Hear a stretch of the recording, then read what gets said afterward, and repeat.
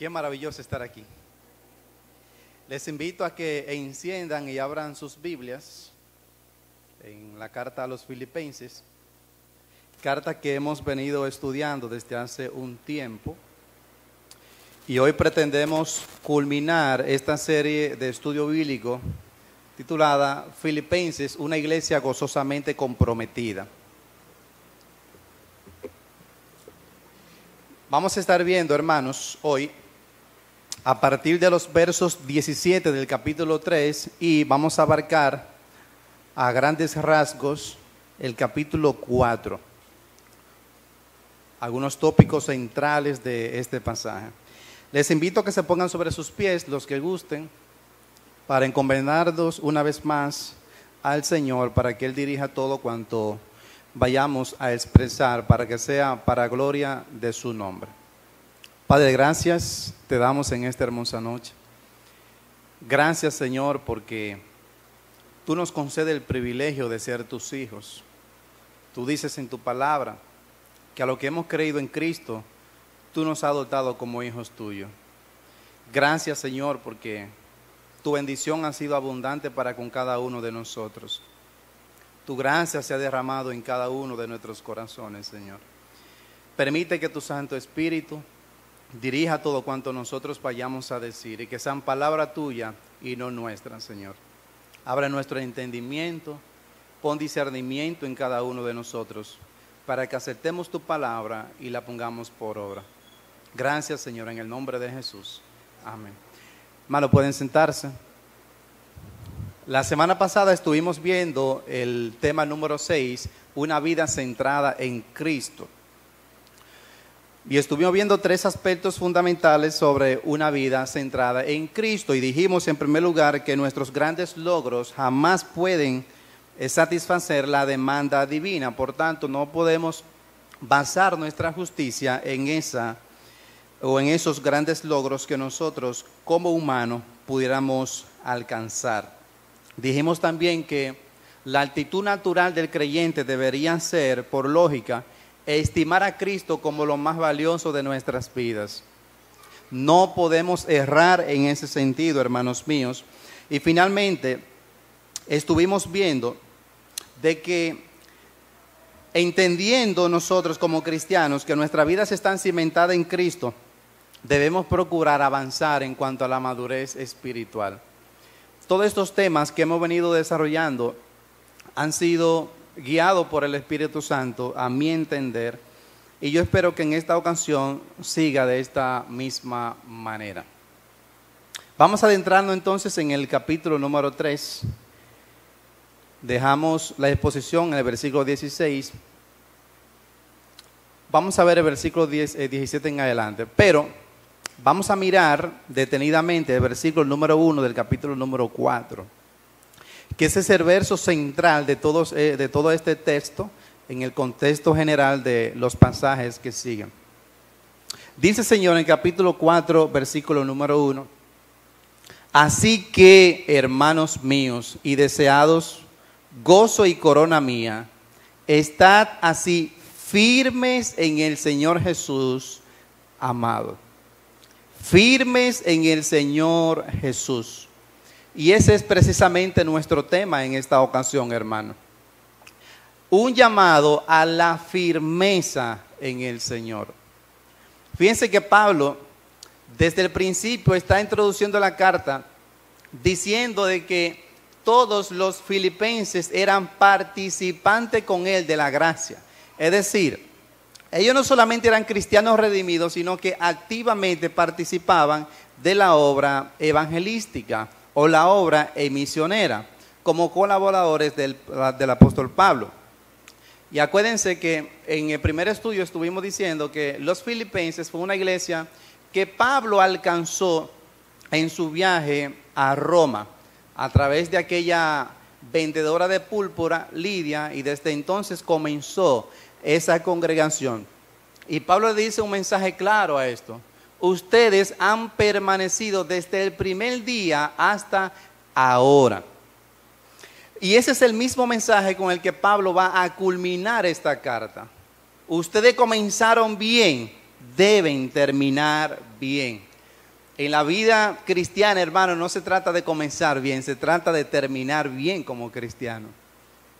Por eso Pablo, como vimos en la semana pasada, estaba hablando de una carrera, en el contexto de una carrera, de que todos somos participantes de esta carrera. Y en esta carrera buscamos cada día ser semejante más a Cristo, imitar a Cristo. Vamos a ver entonces en cuáles aspectos el apóstol Pablo nos llama a nosotros a mantenernos firmes. Y vamos a ver el versículo 17 que dejamos la semana pasada, del capítulo 3. Dice Pablo: hermanos, sed imitadores de mí y mirad a los que así se conducen según el ejemplo que tenéis entre vosotros. El primer aspecto, hermanos, de los dos que vamos a ver, Pablo nos habla en todo este contexto de dos aspectos en los que nosotros somos llamados a mantenernos firmes para acabar bien nuestra carrera como cristianos. Y el primer aspecto es, Pablo nos invita a tener firmeza en nosotros, modelando la auténtica vida cristiana. Firmeza modelando la auténtica vida cristiana. Pablo se va a poner como ejemplo y va a poner como ejemplo a otros también. Y dice: hermanos, sed imitadores de mí y mirad a lo que así se conducen según el ejemplo que tenéis en nosotros. Pablo nos va a hablar de dos ejemplos fundamentales para que nosotros podamos imitarlo y de esta manera modelar en nosotros un carácter semejante al de Cristo, semejante al del Pablo y a otros que él va a nombrar en esta carta. Veamos entonces el primer ejemplo que el apóstol Pablo pone que nosotros debemos imitar. El carácter de él mismo. Sed imitadores de mí. Hermanos, eso es algo grande, poder decirle a una comunidad: sean igual a mí, practiquen lo que yo practico, hagan lo que yo hago, como vamos a ver al final de esta exhortación que el apóstol Pablo está diciendo. Pablo desafió a los filipenses a tener una semejanza a Cristo, invitándoles que siguiesen el ejemplo de él, del apóstol Pablo. Esto no significa, obviamente, que los filipenses habrían de copiar literalmente todo lo que el apóstol Pablo hacía. Me hace recordar una historia muy llamativa. Cuenta, creo que el doctor J. Vernon McGee, si no me equivoco, que cuando él era pequeño, a él le encantaba caminar tras las huellas que dejaba su papá. O sea, su papá iba caminando, él iba detrás, y donde quiera que el papá daba un paso, él daba el otro. Él decía que era una manera muy pintoresca de nosotros querer imitar a nuestros padres. Pero realmente lo que el apóstol Pablo está diciendo es: sigan las huellas que yo he dejado, sigan el camino que yo he trillado. Por eso Pablo se puso como ejemplo, como vimos en el tercer estudio, como un ejemplo de entrega total en cuanto al sufrimiento por la causa de Cristo. Y por eso él puede decir certeramente: sed imitadores de mí. Ven lo que dice el versículo número 12 del capítulo 3. No que lo haya alcanzado ya, ni que ya sea perfecto. Fíjense cómo el apóstol Pablo enfatiza esta parte acá. No es que ya soy completamente maduro, no es que yo soy completamente perfecto. No, lo seremos aquel día cuando Cristo venga por nosotros. Pero el apóstol Pablo nos da razones a nosotros para mantenernos firmes. Y de esa manera, imitándole a él en su vida como cristiano. Veamos lo que dice versículo 1 del capítulo 4. Así que, y Pablo enfatiza las razones que ya él previamente ha dicho. Es decir, todos los mensajes que nosotros hemos venido expresando en los estudios anteriores. Así que, hermanos míos, y deseado y corona mía, estad así firmes en el Señor Jesús. ¿Por qué Pablo dice de que nosotros debemos estar firmes en el Señor Jesús, pero se pone él como ejemplo de conducta? Si vemos los versículos 5 del capítulo 2 vimos el gran ejemplo a imitar. ¿Quién es? Es Cristo. Pero no pierdan el hilo. Sigan la secuencia. Dice el apóstol Pablo en el versículo 5, capítulo 2. Haya pues en vosotros ese sentir que hubo también en Cristo Jesús, el cual, siendo en forma de Dios, no estimó el ser igual a Dios como a cosa que aferrarse, sino que se despojó a sí mismo, tomando forma de siervo, hecho semejante a los hombres, y estando en la condición de hombre, se humilló a sí mismo, haciéndose obediente hasta la muerte y muerte de cruz. Pablo da la impresión de que ninguno de los evangelios había sido escrito hasta ese entonces. Pablo hubiese podido decir, no, lean los evangelios para que conozcan el carácter de Cristo. Nosotros tenemos el privilegio de que tenemos hoy en día los 4 evangelios que nos hablan de ¿qué? De los hechos de Jesucristo. Pero Pablo en ese momento no tenía a mano los evangelios. ¿Por qué? Porque no se habían configurado, no se habían escrito aún. Por eso él pone su testimonio personal digno a imitar. Fíjense que Pablo no está diciendo imítenme por decir imítenme. Él está dando un fondo, está dando una razón fundamental del por qué él invita a los cristianos a imitarlo a él. ¿Por qué? Como dije, 1 Corintios 11:1, sé imitadores de mí, así como yo de Cristo, hermano. Hay una canción que dice, yo quiero ser como tú, porque mi hijo quiere ser como yo.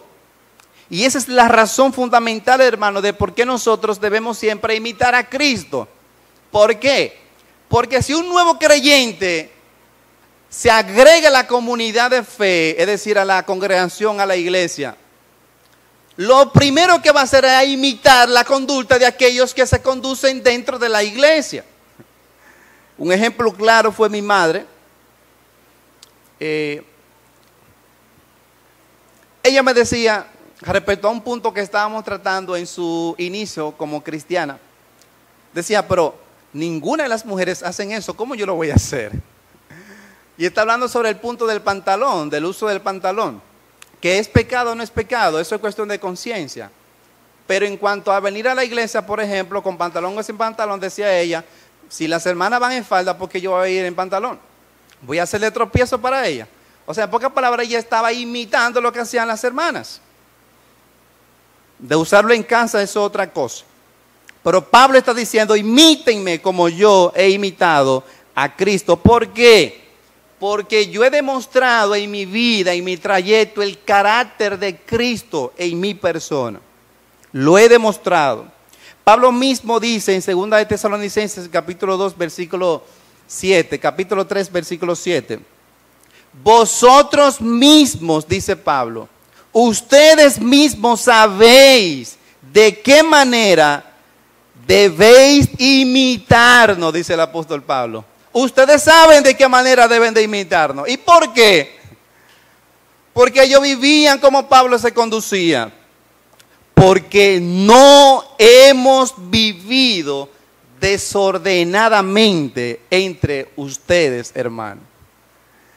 Y esa es la razón por la que él dice, imítenme a mí como yo a Cristo. Nosotros no hemos andado desordenadamente. Y está hablando en el contexto de los ancianos como líderes congregacionales. Ellos se han conducido decentemente, ordenadamente. Por tanto, la grey, los feligreses, deben conducirse de la misma manera. Ahora, quiero hacer 2 preguntas reflexivas para que quede en tu mente y tu corazón. No tiene que responderla. ¿Puede usted hacer lo mismo que hizo el apóstol Pablo? Ponerse como ejemplo de buena conducta ante los demás. ¿Qué clase de seguidor sería un cristiano nuevo si decidiera seguirte a ti? Hermano, yo reconozco que tengo muchas flaquezas. Y una de las cosas por las que oro en mi vida personal es por mi forma de hablar.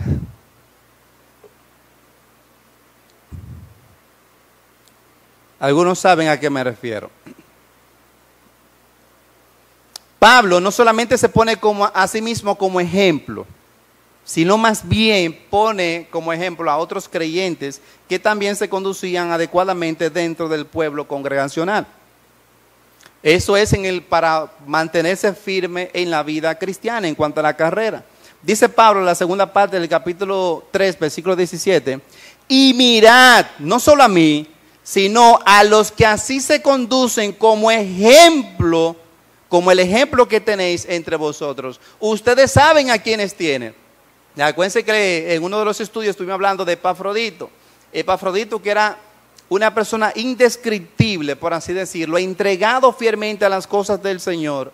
Ustedes saben a quienes tienen dentro de la iglesia, a quienes imitar, porque se conducen igual que nosotros, andando en integridad, andando en buen carácter semejante a Cristo.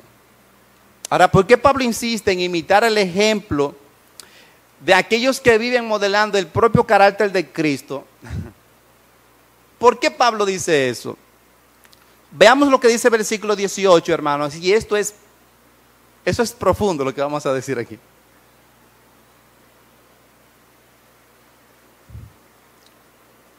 Si notaron lo que él dijo en la carta a los tesalonicenses, él dijo, nosotros no hemos andado desordenadamente. Pero Pablo va a presentar aquí la razón fundamental de por qué nosotros debemos imitar el carácter de aquellos líderes que andan adecuadamente en el cuerpo de Cristo. Y de aquellos hermanos que también andan decentemente en el cuerpo de Cristo. Porque, dice el apóstol Pablo, versículo 18, porque la razón en contraste, por ahí andan muchos de los cuales dije muchas veces, y aún ahora lo digo llorando.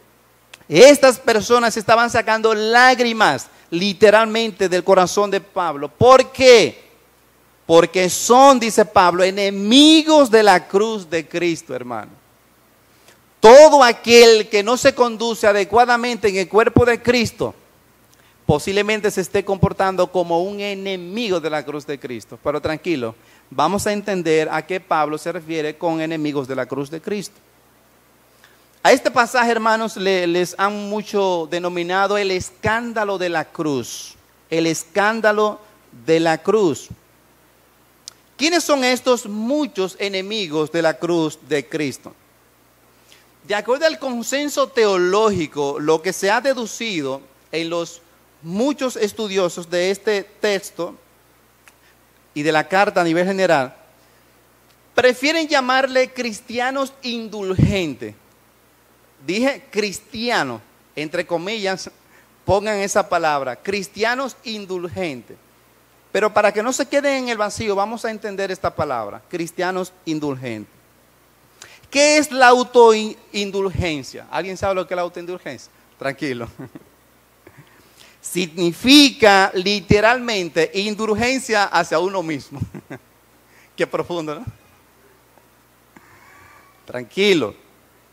Es decir, una habitual u ocasión, actitud de comprensión y benevolencia hacia uno mismo. Pero por si no te queda claro, tolerancia hacia uno mismo en cuanto a la manera de orar. ¿Qué estaban haciendo estas personas? Estaban actuando autocomplacientemente y en su proceder mostraban una conducta que no era similar a la de Pablo ni a la de aquellos que él dijo imiten a estos porque son seguidores fieles de Cristo. Pablo llora porque estos se llaman ser cristianos, pero niegan en su conducta la eficacia de esa afirmación. Veamos entonces cuáles eran las características de esos personajes para que nosotros podamos mirarlo y prestarle mucha atención. Versículo 19. Dice, versículo 19, que estos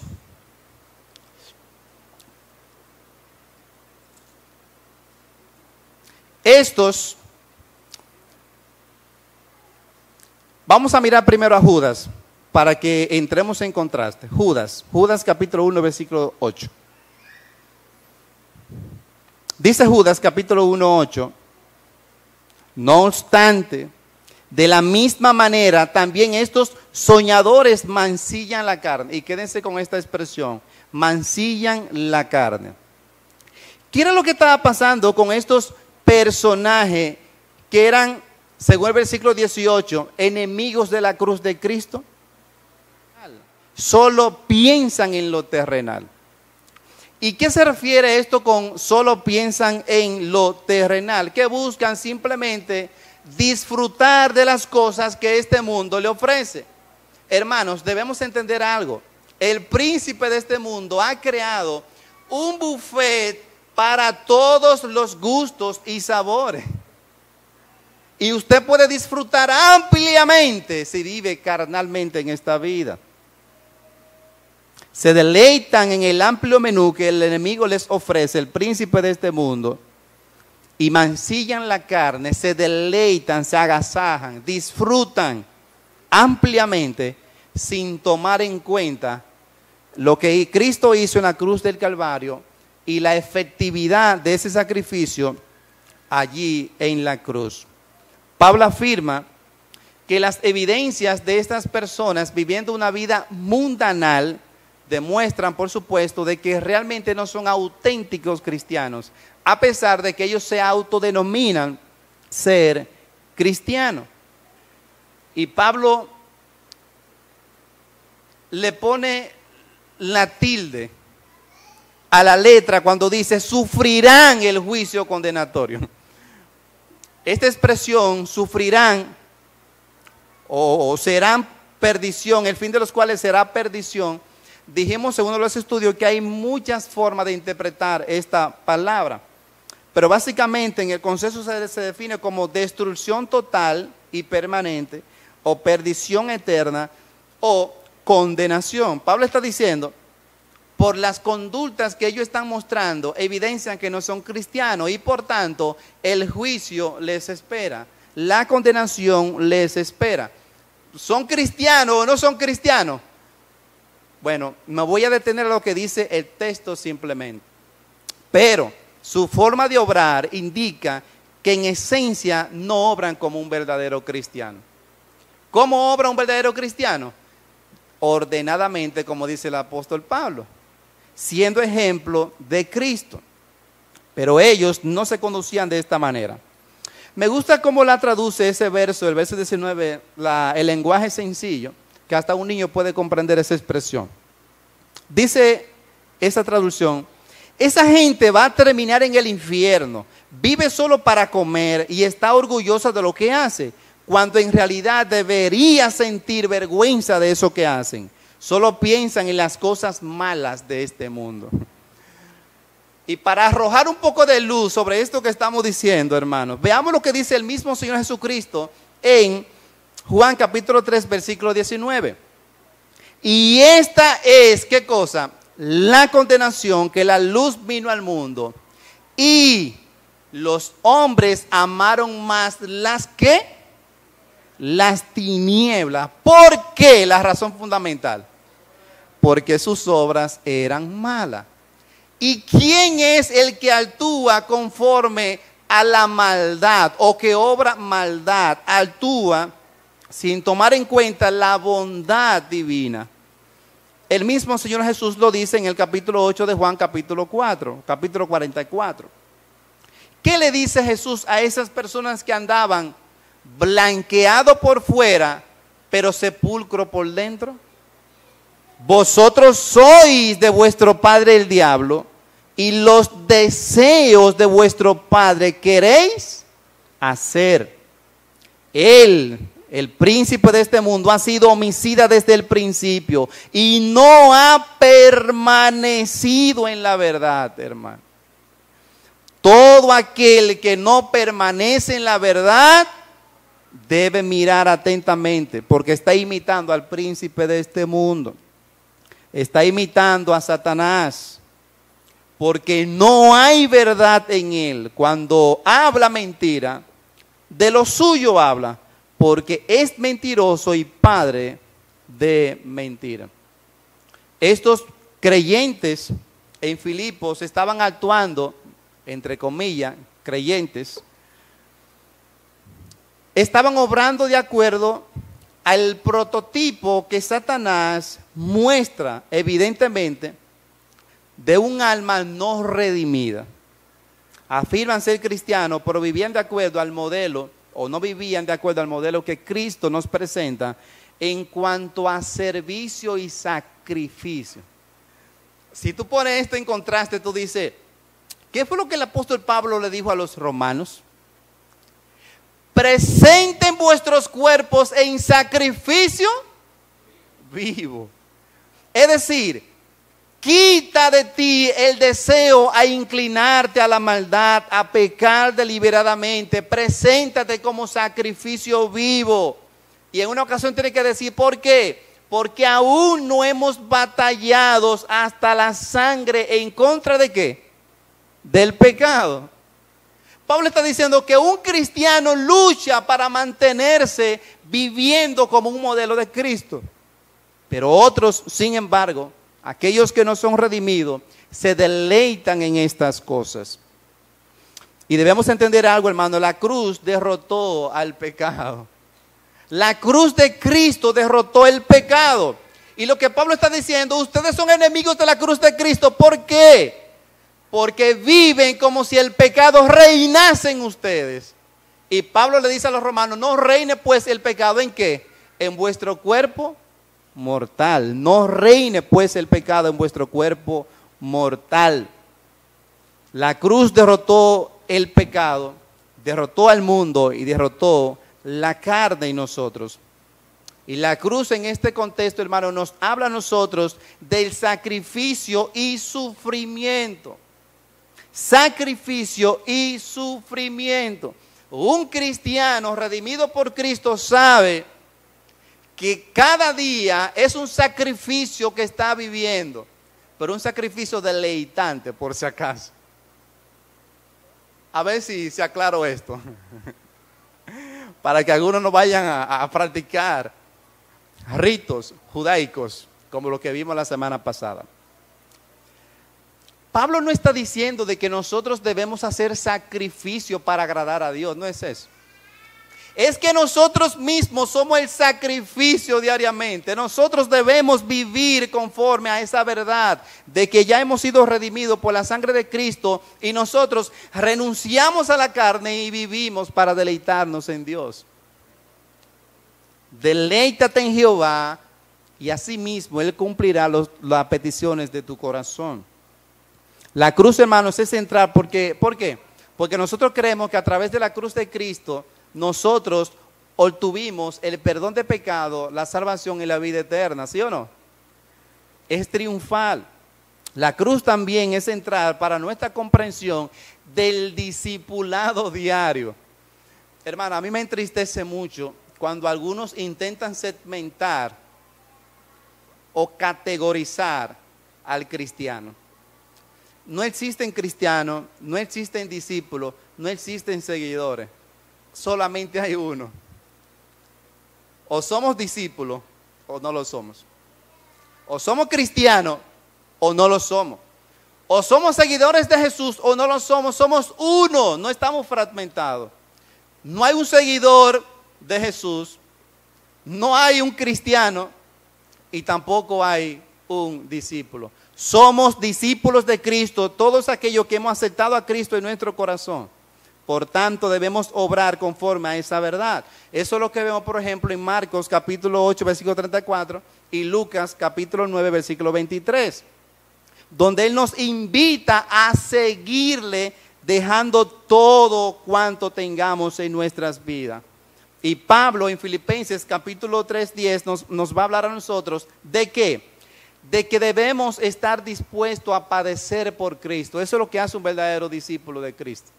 Está dispuesto a padecer por Cristo.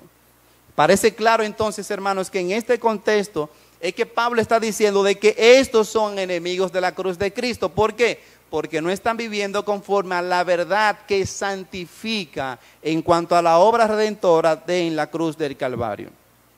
Si vemos Hebreos capítulo 10, 29, allá el autor nos va a decir algo interesante. Dice, ¿cuánto mayor castigo pensáis que merecerá el que ha pisoteado al Hijo de Dios, que ha considerado de poca importancia la sangre del pacto por la cual fue santificado y que ha ultrajado al Espíritu de gracia? En pocas palabras, el apóstol Pablo está diciendo, el autor de este libro de Hebreos, aquellos que han dicho, soy cristiano, pero no obra conforme a esa verdad, está pisoteando la sangre de Cristo. Está negando la eficacia redentora del sacrificio de Cristo. Un comentarista dijo ampliamente, en vez de aceptar la senda de la autonegación en el discipulado, estos habían hecho de sus propios apetitos físicos su Dios. Se jactaban en lo que en realidad era vergonzoso y ponían sus mentes en lo terrenal. Esto quiere decir que en lugar de encontrar en la cruz tanto su salvación como su estilo de vida para vivir, estaban en un camino que podría conducir solo a la destrucción total. Hay una gran diferencia entre la destrucción de la carne para el cristiano y otra destrucción.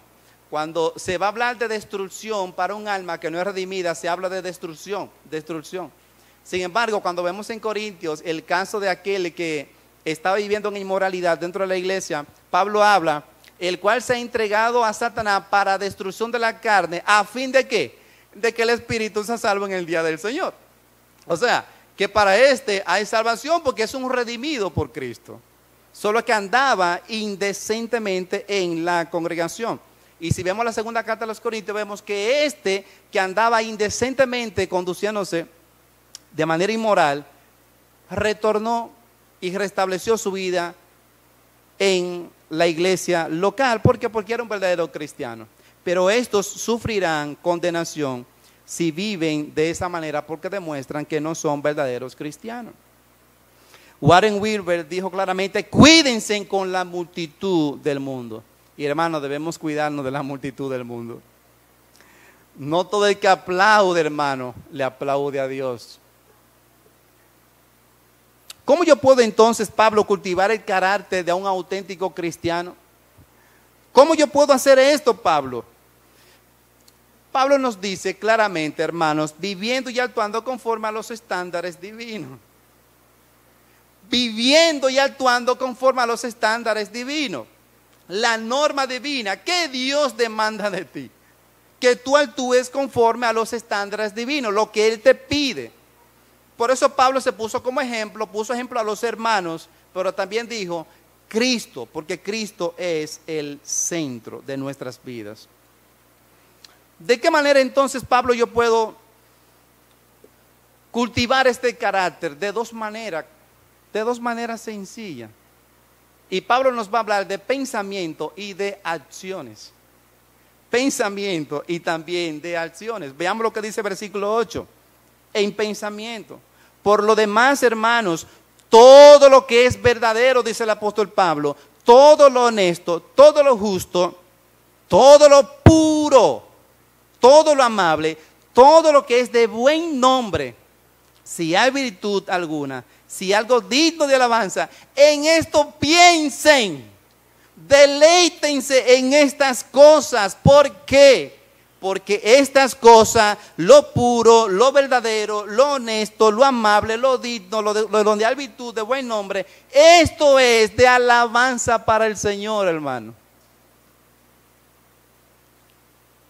Pero Pablo no se queda solamente en pensamientos, también recarga las acciones nuestras. Y dice en el versículo 9, lo que aprendisteis y recibisteis y oísteis y visteis en mí. Eso que tú viste que yo hice desde el principio, que he presentado mi vida misma. Acuérdense que el apóstol Pablo dijo, ahora Cristo será magnificado en mí por vida o por muerte. No importa que yo viva, viviré para Dios. No importa que yo muera, moriré para Dios, porque el morir en Cristo es ganancia. Es en este contexto. Y Pablo dice, pero es necesario que yo permanezca un poco de tiempo acá. ¿Para qué? Para presentar la obra de redención a aquellos que aún no son salvos. Esto pensad, esto haced. Un llamado a pensar positivamente, pero no desde el punto de vista de la ciencia psicológica positiva que hay por ahí. No. Desde el punto de vista bíblico, todo lo que es de buen nombre, todo lo que es digno de alabanza. En esto pensad, en esto haced. Habiendo visto eso, hermano, el primer aspecto en que nosotros debemos conducirnos para mantenernos firmes, imitando a los que se conducen decentemente en la casa de Dios, Pablo nos va a hablar también de un segundo aspecto para nosotros mantenernos firmes, y es de practicar la presencia de Cristo en la vida congregacional. Si bien es cierto que el primer punto es para un cristiano individual, en el sentido particular, Pablo nos va ahora a recargar la importancia que él nos ha venido comunicando desde el principio. Todos vosotros, unánimes, en un mismo espíritu, en un mismo sentir, en una misma alma, en un mismo pensamiento. Pablo nos va a hablar de la importancia de nosotros practicar la presencia de Cristo en la congregación. ¿De qué manera nosotros podemos cultivar la presencia de Cristo? Y cuando hablo de la presencia de Cristo, hermano, estoy hablando de que nosotros debemos reflejar que Cristo habita en nosotros, ¿sí o no? Dijo un teólogo muy sabiamente: hay congregaciones donde parece que Dios no está. ¿Por qué? Sus hechos lo demuestran. Y Pablo nos va a hablar a nosotros, hermanos, de algunos aspectos en que nosotros debemos cultivar la presencia de Cristo en nuestras vidas como cristianos. Recuerden que en primer lugar vimos en el segundo capítulo de la carta a los Filipenses el poder de la unidad, y Pablo va a recalcar una vez más este aspecto acá. Habiendo tratado ampliamente la división y el espíritu separatistas que muchas veces existe en la iglesia, Pablo va a recalcar otra vez esto, pero con un ejemplo vivo a nivel congregacional. Y nos va a hablar de una disputa, de un conflicto profundo que había en la iglesia, que estaba haciendo profundo ruido a nivel congregacional. ¿A qué me estoy refiriendo? Ustedes saben el texto, a Evodia y a Síntique. Pablo dijo: ruego a Evodia y a Síntique, versículo número 2. Hay que notar el énfasis que Pablo pone acá: ruego. Y este rogar, hermano, Pablo no está usando un sentido de autoridad, sino más bien un sentido amoroso, para llamar a la atención a estas hermanas a que cambien su manera de ser o su manera de comportarse. Pablo se refiere a ella en términos muy cálidos y dice que estas hermanas han luchado con él juntamente en su milicia, mujeres que habían tenido un ministerio fuerte en la iglesia, habían tenido una vida muy activa. Dice el versículo 7 del capítulo 1: como me es justo sentir todo esto de vosotros, por cuanto os tengo en el corazón y en mis prisiones, y en la defensa y confirmación del evangelio, todos vosotros sois participantes conmigo de la gracia. Estas hermanas estaban participando de esta gracia soberana, compartiendo el evangelio con otras personas en la defensa y confirmación. Eso lo podemos ver en el contexto general de la carta. Pablo tuvo que suplicarle a estas hermanas amorosamente para que cambiaran su manera de comportarse. ¿Y cuál era la súplica que el apóstol Pablo le estaba diciendo? Pablo estaba recalcándole que se pongan de acuerdo, que sean de un mismo sentir, como ya él había dicho en el capítulo número 2. Ruego a Evodia y a Síntique que sean de un mismo sentir en el Señor, que sean de un mismo sentir en el Señor. Por eso, hermano, es que nuestra firmeza es en el Señor, hermano. Es en el Señor. Nosotros no podemos remediar nada. Yo ruego que ustedes sean de un mismo sentir, que remedien esas diferencias que tienen entre ustedes. ¿Por qué? Porque como dije la semana pasada, en el estudio antecedente, la desunidad es un atentado contra la unidad. Qué profundo, ¿eh? La desunidad es un atentado contra la unidad. Una iglesia que no se mantenga unida no puede luchar unánime en la defensa y confirmación del evangelio, como Pablo le dice a los filipenses.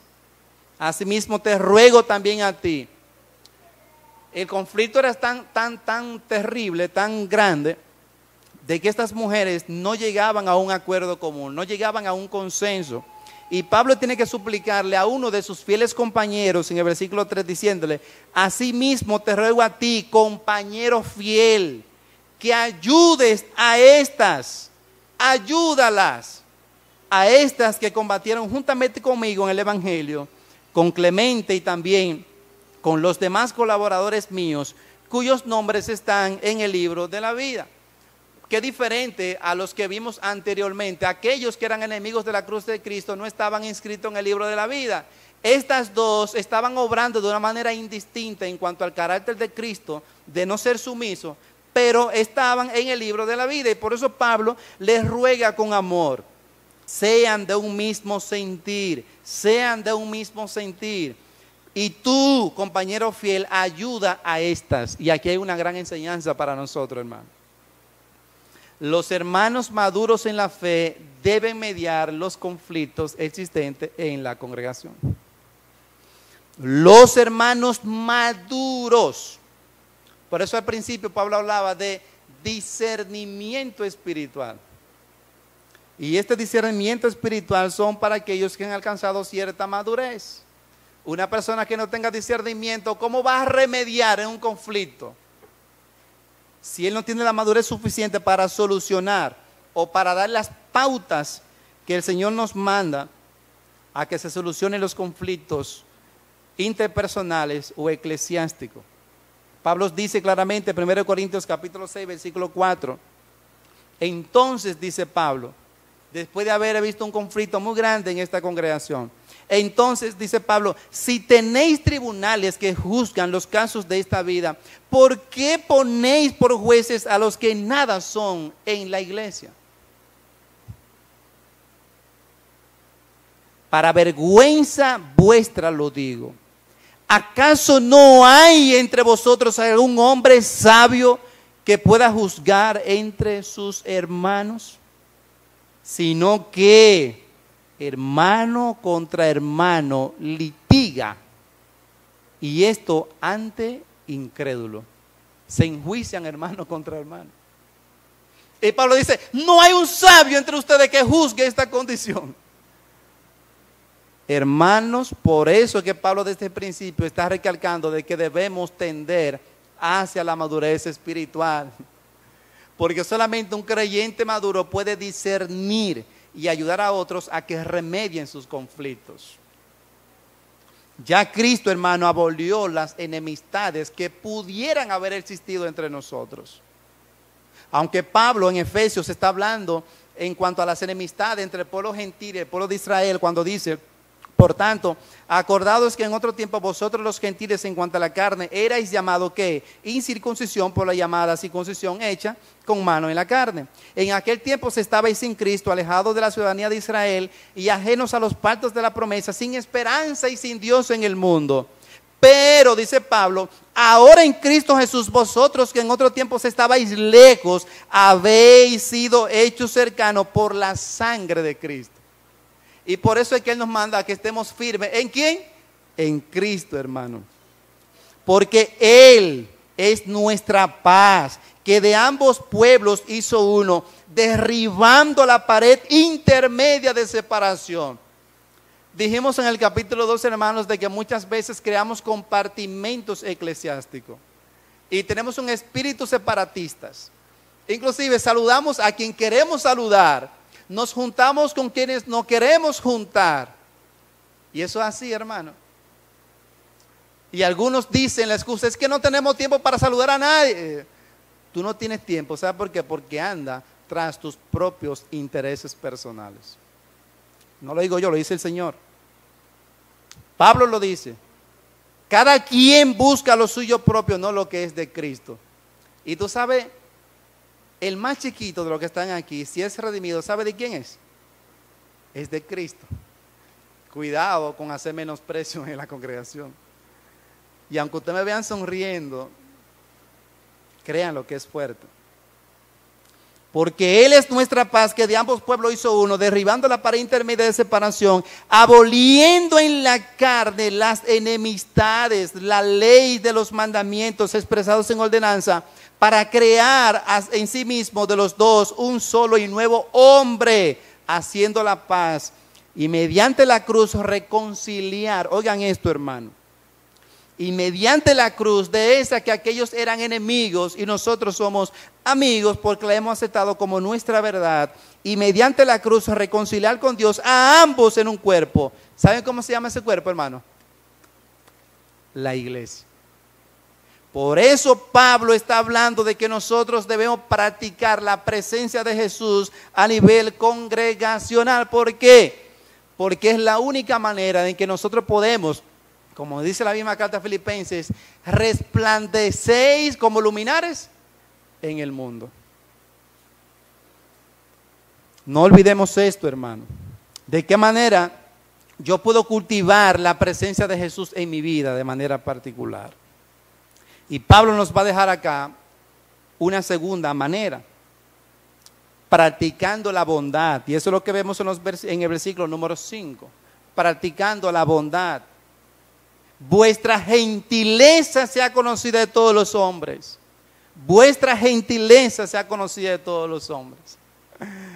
Yo estaba discutiendo con un hermano, discutiendo en el sentido de estudiar y compartir, referente al uso que le han dado a esta palabra gentileza. Es tan grande. Y hablábamos sobre la importancia de conocer un poco el hebreo y el griego. Y yo decía, bueno, con el hebreo más o menos me podría ir mejor, pero con el griego es difícil. ¿Por qué? Porque el griego, una misma palabra puede tener 5 significados. Es igual que en el dominicanismo, y creo que en Latinoamérica se da eso, que tú puedes decir una cosa de 7,000 maneras distintas, y es un poquito difícil, porque entonces no hay una precisión. Pero en el idioma hebreo, más que todo, las palabras son un poco más precisas. Pero acá hay una palabra que llama mucho la atención: gentileza. Vuestra gentileza sea conocida de todos los hombres. Pero como ya dije al principio, se trata de bondad. Esa es la expresión que está dejando acá, bondad. Y la bondad se manifiesta en nuestra conducta como una conducta apacible, amable, tierna, una conducta que refleje el carácter de Cristo. Algunos la han traducido de la siguiente manera, por ejemplo, moderación, lo comprensivo que sois, o comprensivo, individuos que son desinteresados y considerados los unos a los otros, mesura, o sea, una manera muy sutil de actuar, o la han traducido como amabilidad, y es la palabra que mayormente se recarga acá, amabilidad, y a eso se refiere gentileza. Nosotros debemos expresar amabilidad, no solamente para con los creyentes en Cristo, hermano. Debemos mostrar amabilidad, bondad para con todos, aun aquellos que no son de la familia de la fe. ¿Por qué? Porque vosotros sois la sal de la tierra, porque vosotros sois la luz, porque vosotros sois el pueblo escogido de Dios, portador de su gloria. Y por eso nosotros debemos mostrar amabilidad y gentileza para con todos, para así mostrar la conducta de Cristo en nuestra propia persona. Pero Pablo nos da la razón del por qué nosotros debemos mostrar una conducta amable y apacible hacia todos. Y Pablo dice, el Señor está cerca. Pablo está diciendo que el regreso de Cristo es inminente. Cristo viene, hermano. Pero tal parece de que nosotros estamos viviendo como que Cristo no viene ahora haciendo y deshaciendo. Es lo que el apóstol Pablo está diciendo. No vivan conforme a sus propios deleites. No vivan conforme a sus propios estándares. Vivan conforme a los estándares de aquel que los redimió y prometió volver por ti. Cristo viene por su pueblo. Por tanto, nosotros debemos esperarle en firmeza, hermano. En firmeza, mostrando gentileza para con todos. Dijo un pastor muy sabiamente que si recordamos que la vida es corta, no insistiremos en aplicar la estricta justicia que tantas veces divide a las personas, sino que querremos tratarla con amor, como esperamos que Dios nos trate. Hermanos, si Dios nos trata conforme a la justicia pobre de nosotros, pero gracias a su misericordia, nosotros no hemos sido consumidos. Por eso Pablo finalmente nos va a hablar, hermano, de una tercera cosa que debemos practicar para vivir la presencia de Cristo a nivel congregacional. Pablo no solamente está hablando de que nosotros debemos practicar la gentileza, no solamente está hablando de que debemos procurar vivir en armonía como cristianos. También Pablo va a hablar del contentamiento espiritual que debe ser una realidad en cada uno de nosotros. Dice Pablo que debemos ser firmes en el contentamiento espiritual. Versículo 4, capítulo 4. Regocijaos en el Señor siempre. Otra vez os digo, regocijaos. Y esta palabra regocijaos significa literalmente una alegría incomparable, hermano. Somos alegres en Cristo. Un profundo gozo inexplicable. Por eso es que el gozo no depende de nosotros, depende de Cristo. Este gozo está más allá de las experiencias naturales y también debe ser uno de los sentimientos fundamentales en la manera de vivir de un cristiano. Y no solamente un sentir, sino una disposición de carácter. El gozo supremo viene solo cuando Cristo habita en nuestras vidas. Y por eso es que, como Él habita en nuestras vidas, debemos practicar su presencia en nosotros. La alegría cristiana proviene de las fuentes más profundas que las categorías humanas. Y hay muchas cosas que le ofrecen felicidad al hombre, alegría, gozo. Esas categorías humanas, pero eso son un gozo pasajero. Por eso es que el Señor dice claramente, el cielo y la tierra pasarán, pero mi palabra no pasarán. ¿Y en qué están fundamentadas, hermanos, las promesas de Dios para con nosotros? Lo que hemos creído en este santo libro, que es vivo y eficaz. La palabra de Dios es viva y eficaz. Y en ella encontramos todas las promesas que Dios nos da para vivir gozoso. Hermano, no es gozo para ti de saber de que Cristo te ha redimido, que te ha lavado, que te ha santificado y que Él ha prometido volver por ti para llevarte hacia su patria celestial y estar eternamente para siempre con Él, donde el deleite será eterno, hermano. Si tú no te has puesto a pensar, el concepto de jardín o Edén, ¿sabe qué significa esa palabra literalmente? Gozo. Gozo. Paraíso significa gozo, lo que implica que nosotros gozaremos eternamente en la patria celestial. William Barclay, un gran comentarista, dijo: el gozo cristiano es independiente de todas las cosas de la tierra, porque tiene su fuente en la presencia continua de Cristo, y Cristo está entre nosotros. He aquí yo estoy con vosotros todos los días y hasta el fin del mundo. Y después de esto, la vida eterna. Qué maravilloso. El cristiano no puede nunca perder el gozo, porque no puede nunca perder a Cristo. Y eso es un amén, merece, hermano. Nunca podremos perder a Cristo. Pablo dijo claramente: ¿quién ¿quién nos separará del amor de Cristo? Tribulación, angustia, muerte, persecución. Ni lo de arriba, ni lo de abajo, nada absolutamente podrá separarnos del amor de Dios que es en Cristo Jesús, Señor nuestro. Hermanos, lo más valioso que tenemos es Cristo.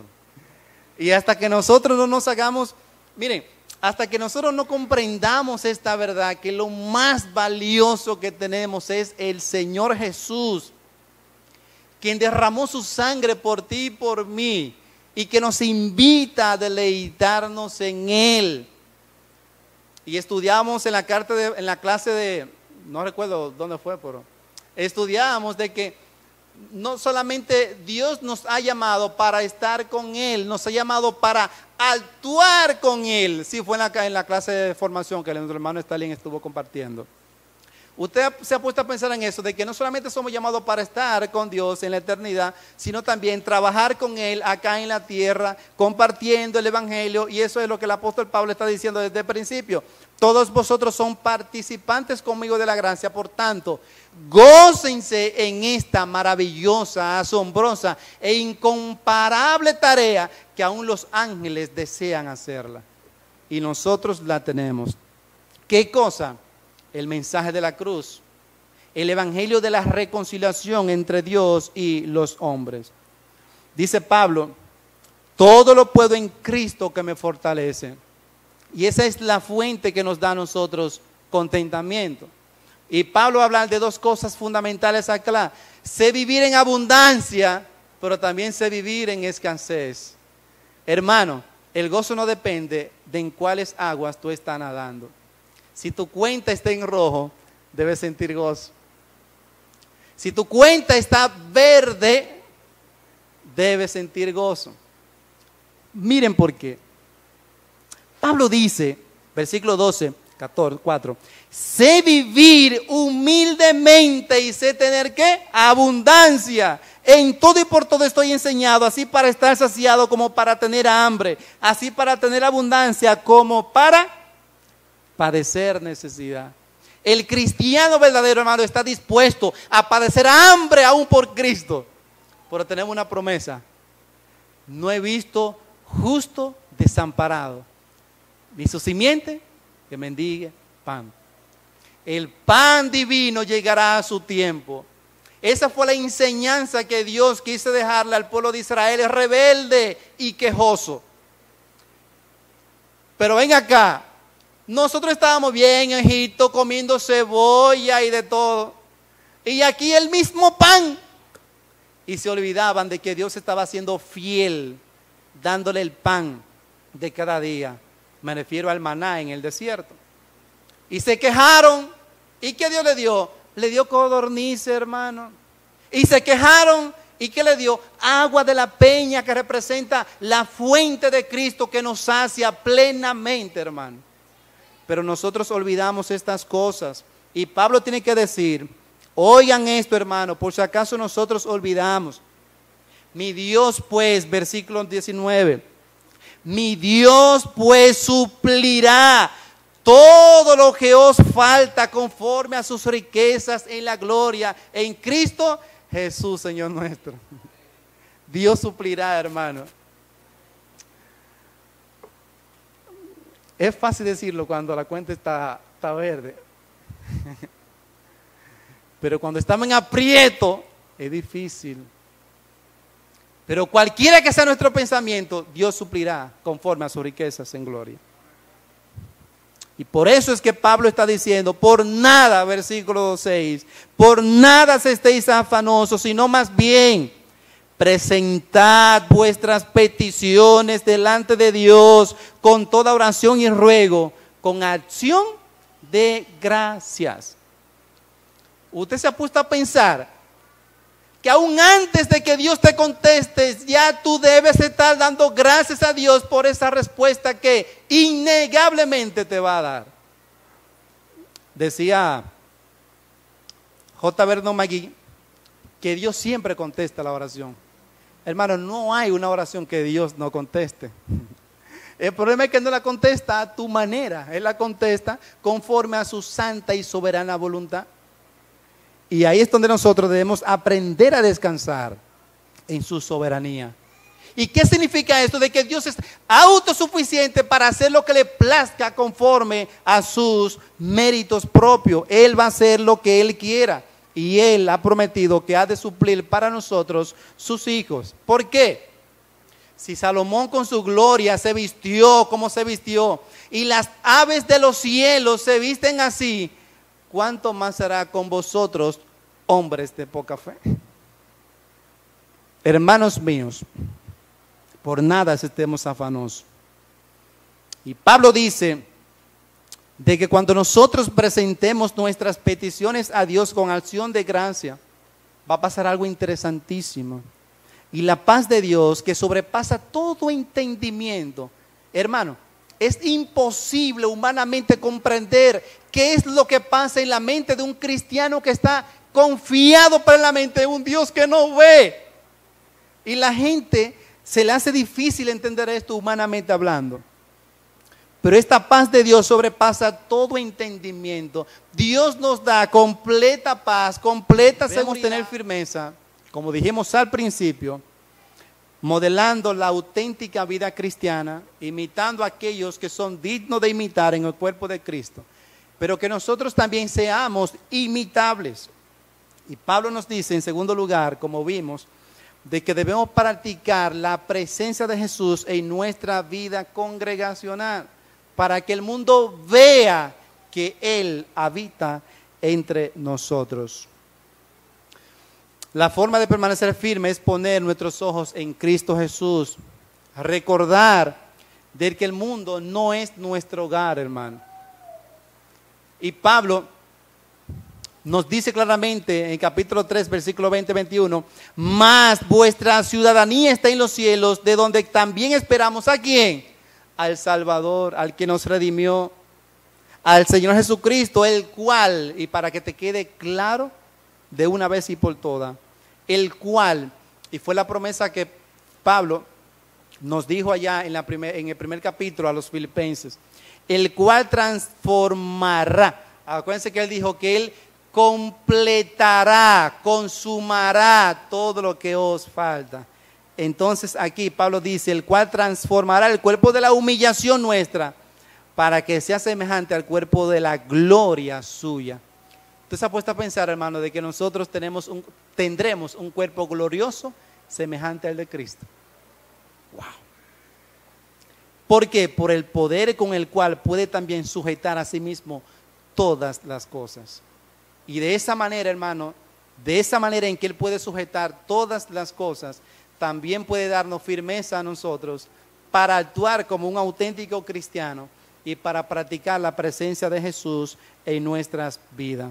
Así que, dice Hebreo, recibiendo nosotros un reino inconmovible, tengamos gratitud mediante ella, sirvamos a Dios agradándole con temor y reverencia. El mensaje es claro, ocupaos en vuestra salvación. ¿Y qué significa eso según dijimos? Vivir para Cristo, no para nosotros. Hermano, que el Señor nos ayude y que esta sea una realidad. Padre, gracias por este tiempo, Señor. Gracias porque tu palabra son viva y eficaz. Porque tu Santo Espíritu, Señor, habita en nuestros corazones, guiándonos a toda verdad. Padre, permite de que nosotros seamos cristianos comprometidos con tu causa, la causa de compartir tu santo evangelio, para con todas aquellas almas que aún la necesitan, Señor. Ayúdanos, Señor. Ayuda nuestra pereza, ayuda nuestra incredulidad, ayuda, Señor, nuestro sedentarismo, de que podamos practicar a Cristo en nuestro diario vivir, para que el mundo vea que tú habitas en nosotros. Y de esa manera seamos una congregación unidas en ti, que podamos resplandecer como luminares en este mundo. Ayúdanos, Señor. Te lo pedimos en el nombre de Cristo Jesús. Amén.